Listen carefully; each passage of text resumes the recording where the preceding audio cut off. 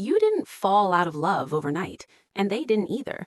But somewhere between the excitement of the beginning and the quiet of right now, something shifted. The question isn't what went wrong. The question is why this happens to almost everyone and whether it was ever really in your control. What you're about to understand isn't a sign that you chose the wrong person or that you are broken in some way. It is a pattern, deeply wired into human psychology, that plays out in friendships, careers, relationships, and goals. By the end of this video, you will know exactly why interest fades after commitment, what your brain is actually doing when it happens, and most importantly, what you can do differently so that the things you value most don't quietly slip away from you. Fact 1. The reward prediction error. Neuroscientist Wolfram Schultz discovered that the human brain releases dopamine not when we receive a reward, but when we anticipate one. The chase, the uncertainty, the possibility, that is what your nervous system finds intoxicating. The moment commitment arrives, the uncertainty dissolves, and with it, so does a large portion of the chemical reward your brain had grown dependent on. In practical terms, if you are in a relationship or pursuing a goal, deliberately reintroduce novelty and uncertainty. Plan something you have never done. Change the rhythm. Give your brain something to look forward to again. Fact 2. Hedonic Adaptation. Psychologists call it hedonic adaptation, the tendency for humans to return to a stable baseline of emotional response regardless of positive or negative changes in their lives. The promotion you worked 3 years for feels extraordinary for about 2 weeks. The relationship that once made you feel alive becomes the background noise of Tuesday evening. This is not ingratitude, this is biology. Research from the University of Michigan found that lottery winners within a year of winning reported similar life satisfaction levels to those who had never won at all.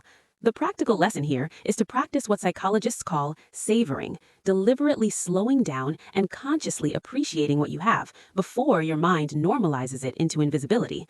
Fact 3. Effort justification in reverse.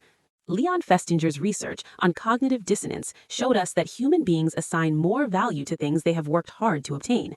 The harder the path, the more precious the destination feels. But here is what most people don't discuss. Once the effort stops, the perceived value begins to decrease as well. In the UK, studies on workplace engagement show that employees who are no longer challenged report declining emotional investment in their roles, even when conditions are objectively good.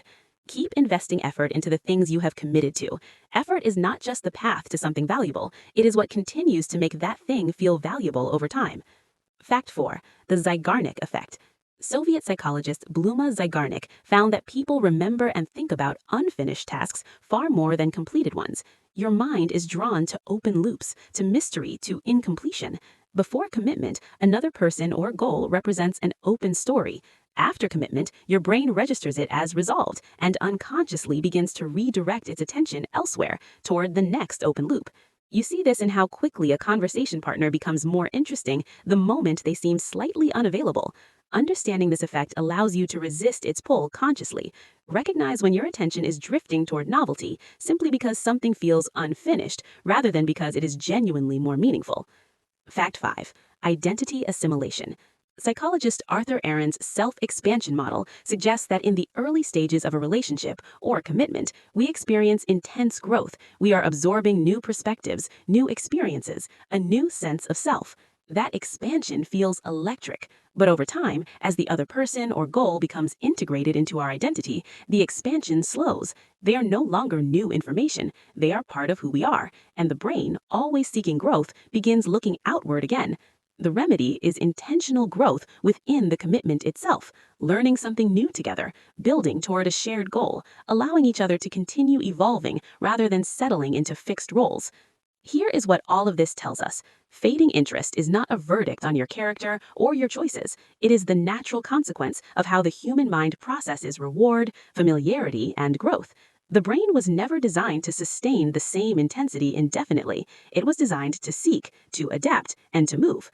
What separates the people who maintain deep, lasting investment in their commitments from those who don't is not passion.